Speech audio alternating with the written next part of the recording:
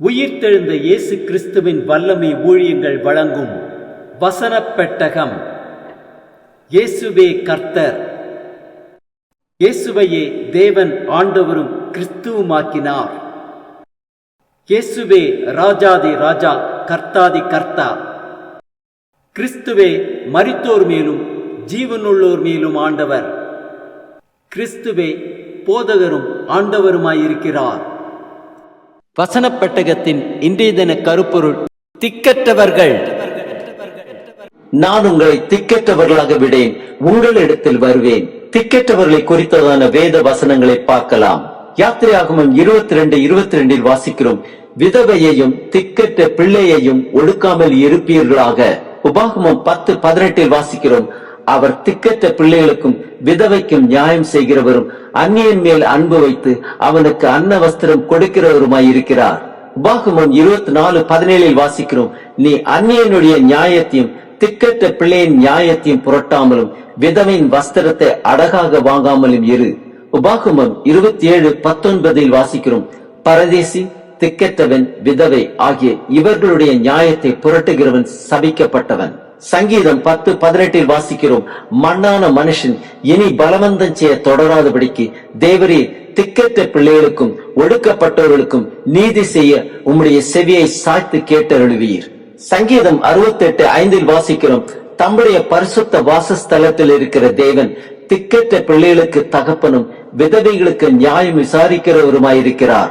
சங்கீதம் 82:3 வாசிக்கிறோம், ஏழைக்கும் திக்கற்ற பிள்ளைக்கும் நியாயம் செய்து சிறுமைப்பட்டவனுக்கும் திக்கற்றவனுக்கும் நீதி செய்யுங்கள். சங்கீதம் 102:16 வாசிக்கிறோம், திக்கற்றவர்களுடைய ஜெபத்தை அலட்சியம் பண்ணாமல் அவர்கள் விண்ணப்பத்தை அங்கீகரிப்பார். சங்கீதம் 146:9 வாசிக்கிறோம், பரதேசிகளை கர்த்தர் காப்பாற்றுகிறார், அவர் திக்கற்ற பிள்ளையையும் விதவையையும் ஆதரிக்கிறார், துன்மார்க்கரின் வழியையோ கவிழ்த்து போடுகிறார். சங்கீதம் 23:4 வாசிக்கிறோம், நான் மரண இருளின் பள்ளத்தாக்கிலே நடந்தாலும் பொல்லாப்புக்கு பயப்படேன், தேவரீர் என்னோடே கூட இருக்கிறீர், உமது கோலும் உமது தடியும் என்னை தேற்றும். நீதிமொழிகள் 23:10 வாசிக்கிறோம், பூர்வ எல்லைக்குறிகளை மாற்றாதே, திக்கற்ற பிள்ளைகளுடைய நிலங்களை அபகரித்துக் கொள்ளாதே. ஏசாயா 43:1 வாசிக்கிறோம், இப்போதும் யாக்கோபே உன்னை சிருஷ்டித்தவரும் இஸ்ரவேலே உன்னை உருவாக்கினவருமாகிய கர்த்தர் சொல்லுகிறதாவது, பயப்படாதே, உன்னை மீட்டுக் கொண்டேன், உன்னை பேர் சொல்லி அழைத்தேன், நீ என்னுடையவன். மத்தேயு 28:20 வாசிக்கிறோம், நான் உங்களுக்கு கட்டளையிட்ட யாவையும் அவர்கள் கை கொள்ளும்படி அவர்களுக்கு உபதேசம் பண்ணுங்கள், இதோ உலகத்தின் முடிவறிந்தும் சகல நாட்களிலும் நான் உங்களுடனே கூட இருக்கிறேன் என்றார். ஆமென்.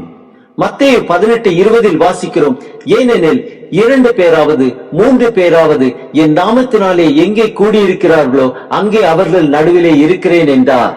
யோவான் 14:3 வாசிக்கிறோம், நான் போய் உங்களுக்காக ஸ்தலத்தை ஆயத்த பண்ணின பின்பு நான் இருக்கிற இடத்திலே நீங்களும் இருக்கும்படி நான் மறுபடியும் வந்து உங்களை என்னிடத்தில் சேர்த்துக் கொள்வேன். யோவான் 14:27 வாசிக்கிறோம், சமாதானத்தை உங்களுக்கு வைத்து போகிறேன், என்னுடைய சமாதானத்தையே உங்களுக்கு கொடுக்கிறேன், உலகம் கொடுக்கிற பிரகாரம் நான் உங்களுக்கு கொடுக்கிறதில்லை, உங்கள் இருதயம் கலங்காமலும் பயப்படாமலும் இருப்பதாக. யோவான் 14:16 வாசிக்கிறோம், நான் பிதாவை வேண்டிக் கொள்ளுவேன், அப்பொழுது என்றென்றைக்கும் உங்களுடனே கூட இருக்கும்படிக்கு சத்திய ஆவியாகிய வேறொரு தேற்றரவாளனே அவர் உங்களுக்கு தந்தருள்வார்.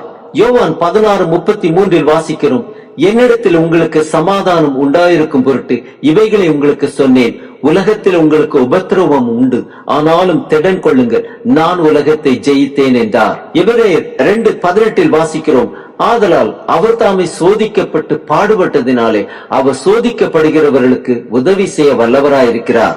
யாக்கோபு 1:27 வாசிக்கிறோம், திக்கற்ற பிள்ளைகளும் விதவைகளும் படுகிற உபத்திரவத்திலே அவர்களை விசாரிக்கிறதும் உலகத்தால் கரைப்படாதபடிக்கு தன்னை காத்துக் கொள்ளுகிறதுமே பிதாவாகிய தேவனுக்கு முன்பாக மாசில்லாத சுத்தமான பக்தியாயிருக்கிறது. ஆம், திக்கற்ற பிள்ளைகளையும் விதவைகளையும் ஆதரிப்போம், கிறிஸ்துவின் கட்டளைக்கு கீழ்ப்படிவோம்.